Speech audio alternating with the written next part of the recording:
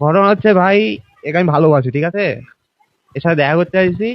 আমরা সকালে 11টার দিকে জানতে পাই এই বাসায় যে ভাড়া থাকে এই বাড়িওয়ালাই আমাদেরকে এই জিনিসটা জানায়। জানানোর পরে এটা আমরা আমাদের এলাকায় একজন অ্যাডভোকেট আছে, তাকে ডাক দিই। ডাক দেওয়ার পরে আমরা এলাকার লোকজন তাদের তিনজনেরই সদস্যকে ডাক দিই, ফ্যামিলি গার্জিয়ানকে ডাক দিয়ে ডাক দেওয়ার পরে আমরা একটা মীমাংসা করার চেষ্টা করি।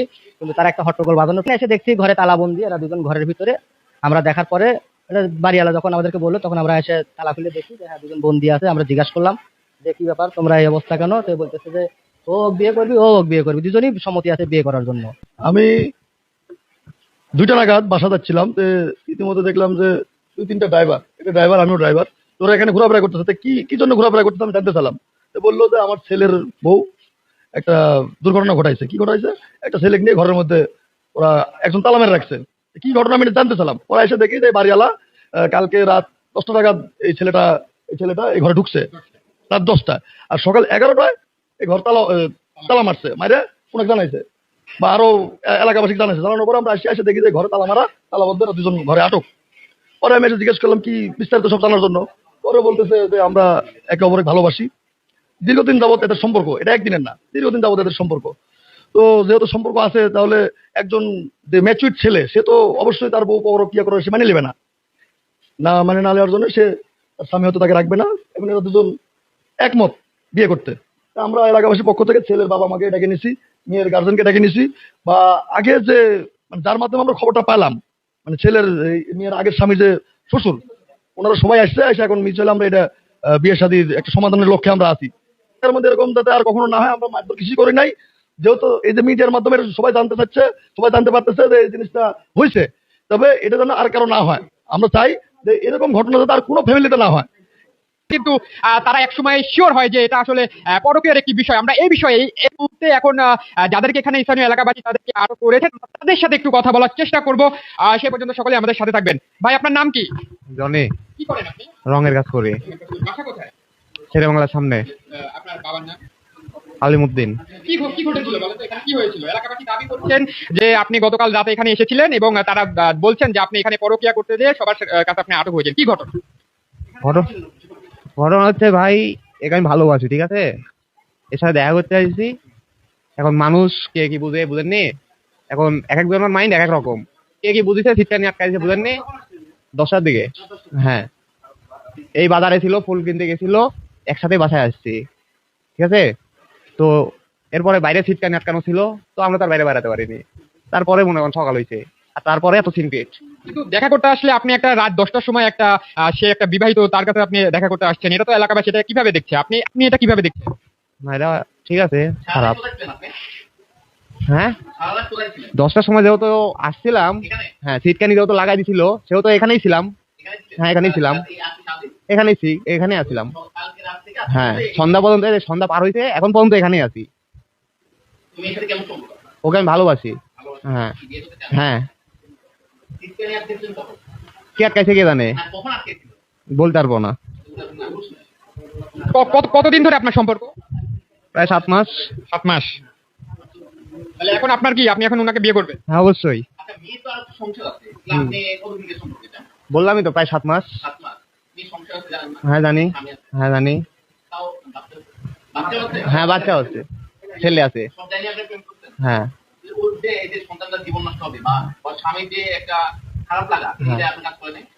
সেটা আমার কাজ করলেও তো ওর করেনি। ওর করছে, মেয়ের করছে। মেয়ে যদি করতো তাহলে কি সে আমাকে ভালোবাসতো, সে আমার সাথে থাকতো? সেটা কি করবো আমি? ওই আমি দুজনই একসাথে, রাস্তার উপর হাঁটা, রাস্তার উপর হাঁটা। না না, এলাকার ভেতরে দাঁড়াইছিলাম ছোট ভাই ব্রাদার নিয়ে, ওই যাচ্ছিল, ওই ভালো লাগছে, পরের দিন SMS, এই পর্যন্তই। ফেসবুকে পরিচয়। হ্যাঁ, হ্যাঁ। দর্শক, আমরা একটু আরেকজনের সাথে কথা বলবো। এখানে যে আপুটা আছেন রয়েছেন, আমরা তার সাথে একটু কথা বলার চেষ্টা করব। আপু, আপনার নাম কি? রাকা আলাউল।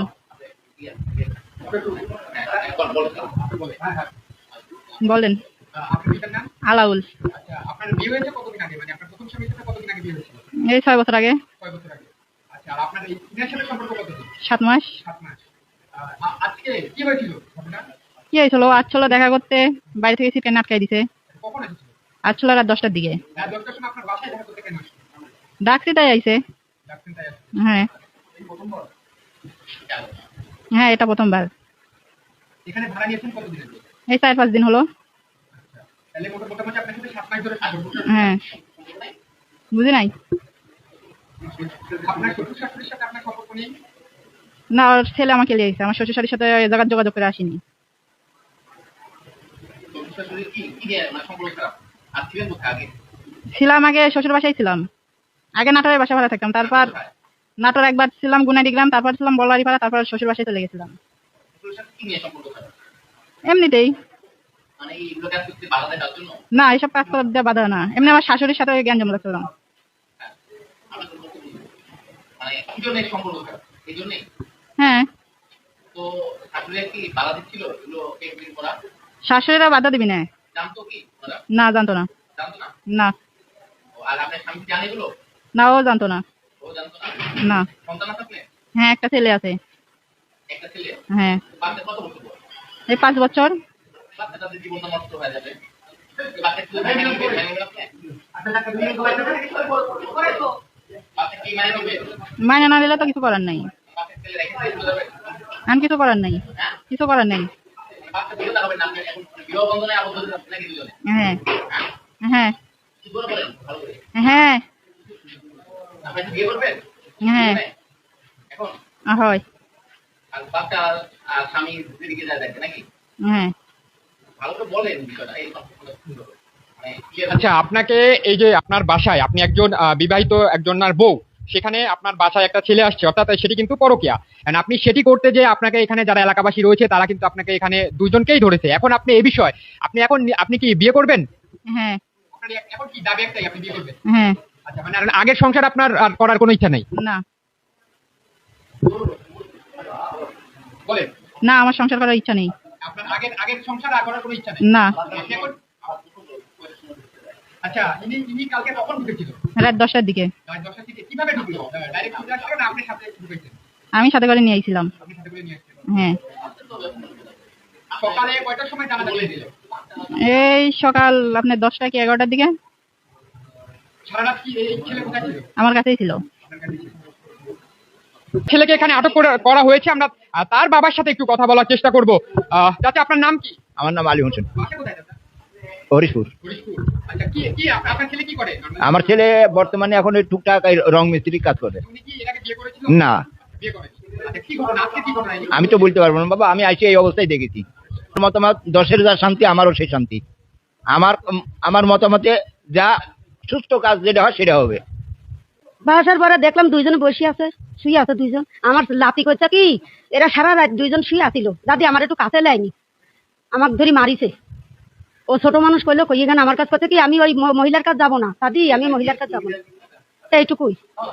যে ভাইটিকে এখানে আটক করা হয়েছিল এলাকাবাসী, আমরা একটু তার সাথে কথা বলবো। ভাই, আপনাকে অনেক খুশি দেখা যাচ্ছে, আসলে এত খুশির কারণ কি? খুশির কারণে যে আন্টির কথা শুনে, এই ছেলে বকের আন্টির কথা শুনে ভাই, যে বাচ্চা বলে সারা রাত বলে মারছে, এটা কোনো কথা? এটা কোনো কথা যে একটা বাচ্চাকে সারা রাত মারবি? কোনো কথা? এর জন্যই খুশি ভাই, এর জন্যই খুশি। আচ্ছা, আপনি যে এখন যে আপনি এই যে তাকে বিয়ে করছেন, এখন আপনি খুশি তো নাকি? বর্তমানে হ্যাপি, অবশ্যই অবশ্যই। তাহলে শুকুর মিঠা তো খাওয়াবেন আমাদেরকে সবাইকে। দাওয়াত দিব, বাইরে দেখলে পাবেন ভাই। হ্যাঁ, দর্শক দেখছেন,